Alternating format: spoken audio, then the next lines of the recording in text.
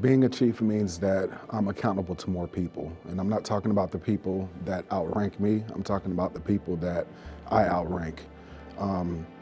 If it wasn't for the hundreds, even thousands of airmen that I've supervised throughout the years, I would not be in this position. They invested in me to become a chief, and I owe it to them to give them everything I have, to give them a return on their investment. What does being a chief mean to me? I believe it's an opportunity to affect change for our airmen. I always say that for services, being a services airman, that we're a biological weapon system.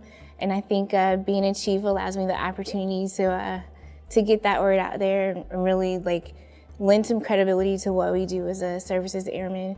And then as a force support as a whole, the personnel aspect and manpower, and being that voice being the voice for the airmen to lead change for them. Being a chief to me it means more than anything a leader, somebody with a wealth of knowledge and ability to motivate and inspire folks that are, in positions that are not as high as yours. It's an opportunity to mold the next up-and-coming leaders. Being a chief means a lot to me, and I've taken a lot of time to think about it. But primarily, it is being the best example that I can be to my airmen, promoting growth in everything they do, and providing everything I can to make sure that they can accomplish a mission as it's set forth for them. So, a chief to me is that person that's 100% committed to helping others. It's somebody who's able to find and see strengths in people when they may not even see it for themselves. They're constantly motivating and encouraging others to not only pursue but to reach their highest potential.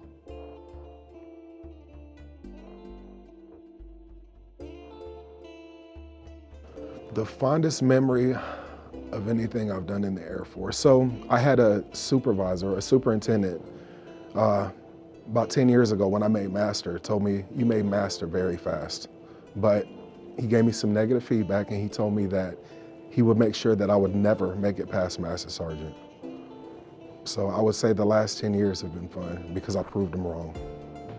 Oddly enough, I think my notification for chief probably was the fondest, everyone in the squadron coming out to support me. I didn't being new here, I didn't even think half the squadron knew who I was, and to see all those faces out there, to be a part of that moment, and I mean, that really is cemented in my memory, and I just thank those guys, and it was an amazing moment. So, it would have been at my first duty station out in Spangdahlem. I'm a weapons loader. So we were in Allied Force. I was at Aviano Air Base, Italy. We were generating A-10s. And at the time, I didn't know this, so I guess I'll answer that in a little bit. But we got an alert call. We actually happened to us twice, but we got an alert call to scramble our jets to go out because there was a downed pilot. And ended up, we rescued the pilot, and that's my memory of it. But knowing now and hearing General Goldfein's story, it was him. So, just being able to tie it all back together, it was really cool. But I vividly remember just lounging out, sitting around, waiting, and getting the call, and it's just a mass rush to the jets, and they were off the ground in minutes. So, but that was pretty cool. I definitely remember that.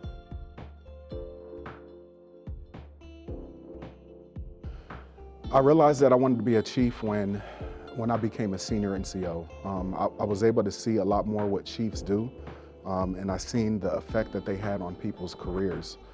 Being a master sergeant at the tactical level, I was more in control of what was at the tactical level, fewer airmen. I could impact their lives, but as I came up in the ranks, I realized that I could have more influence on more people in a positive way. So as I grew up as a senior NCO, that's what drove me to strive to become a chief.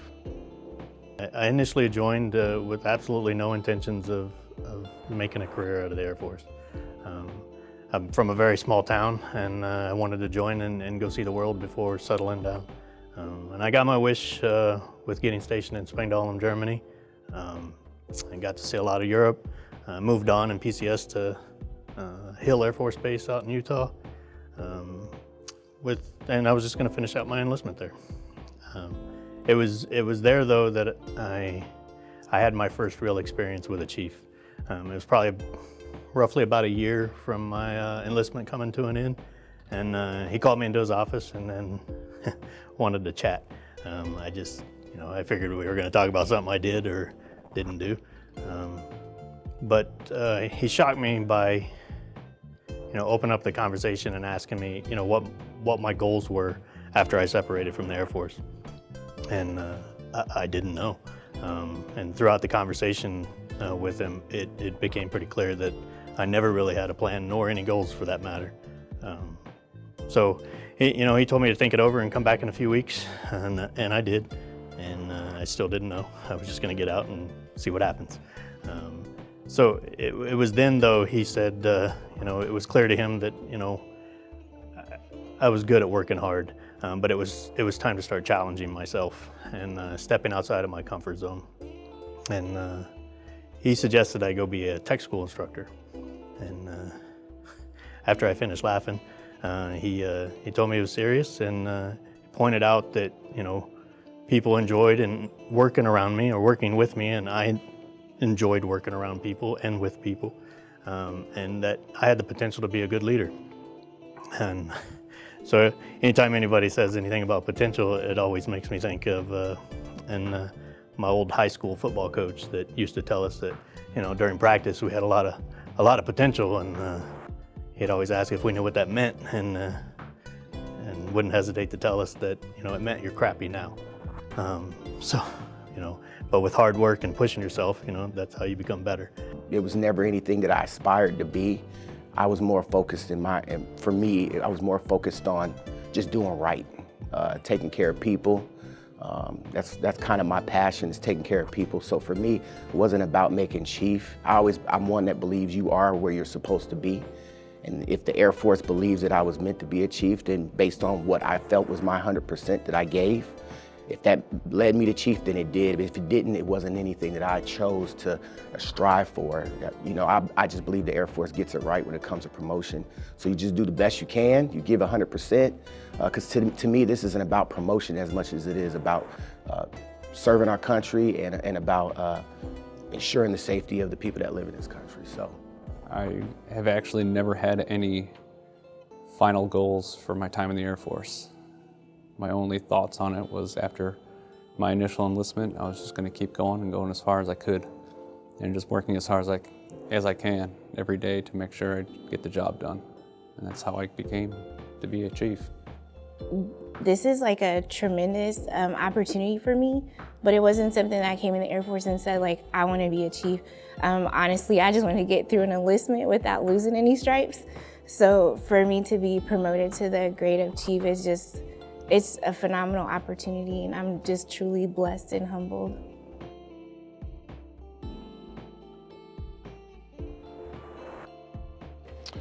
Challenges on the path to E9. The biggest challenge was mastering the art of listening instead of talking. You always, as you supervise more people, you have to develop that craft of listening to gain credibility and have empathy for them. Biggest supporters, first and foremost, the big guy upstairs, God. Family, friends, all sitting around at the table with me right now. The troops, I have to acknowledge the troops. If it wasn't for them, I would not be here. Last but not least, my leaders gave me plenty of opportunities to shine, and I am eternally grateful for everyone. Challenges, really the biggest challenge to me was time management, setting priorities, trying to balance work life and home life. But because of some of my biggest supporters, definitely my family, my wife, who's also active duty and works, she's probably the hardest worker I know. She works a lot in the shadows, doesn't necessarily get the credit I think she deserves, but she spent so much time sacrificing a lot of what she could aspire to be and what her potential was to ensure that I got where I was going. She's definitely probably one of my biggest motivators and factors. My family, they're my rock. as I'm sure you'll probably hear many a times from all the other chief selects. But I wholeheartedly believe that a lot of what I am is because of her. So I've had a lot of challenges in my entire career. Been in 22 years now. And initially, my first major challenge was when I was a very young airman. I was in about 1.5 years and I got in some trouble.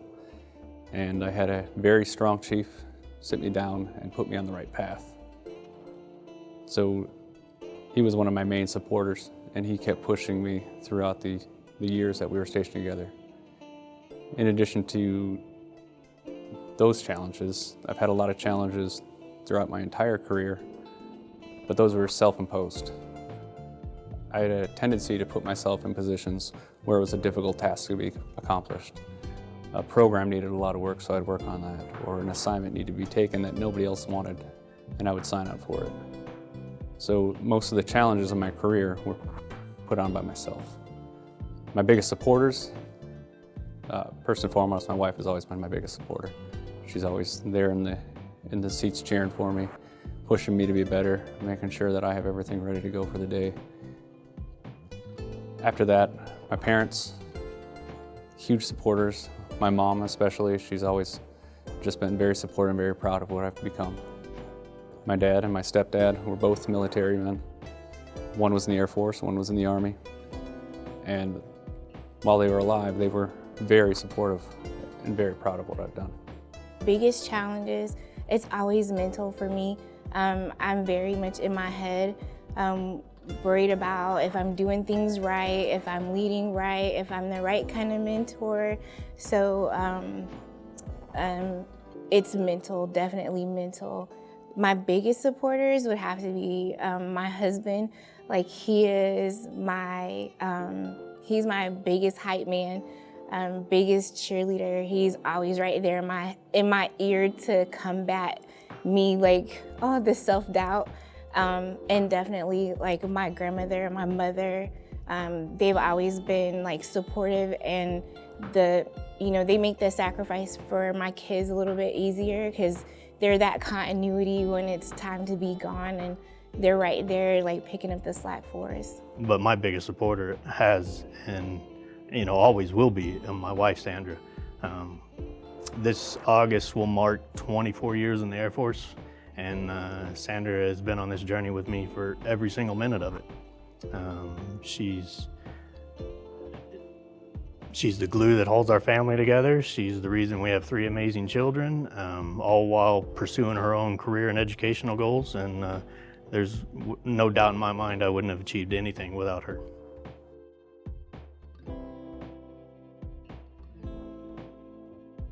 to be perfectly honest with you, my main goal, what I aspire to be is a command first sergeant.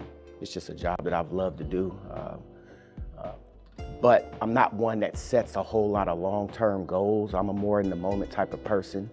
And I just focus on what's in front of me. If I look too far in the future, I feel like I'm kind of negating what's right in front of me. I don't have any very overt goals, but what I want to do is just keep providing for my airmen. I want to make sure that I'm the best example that they could see. I don't think that personal goals that I would have should interfere with their ability to get the mission done. So I just want to make sure that we can get the job done. I really want to find a way to get after suicide and that thought process, because at the end of the day, we can say it's a leadership issue, we can say it's a whole assortment of things, but I think that interpersonal relationship you have with your airmen is probably one of the keys, because if you have that relationship, they're going to be more willing to speak to you.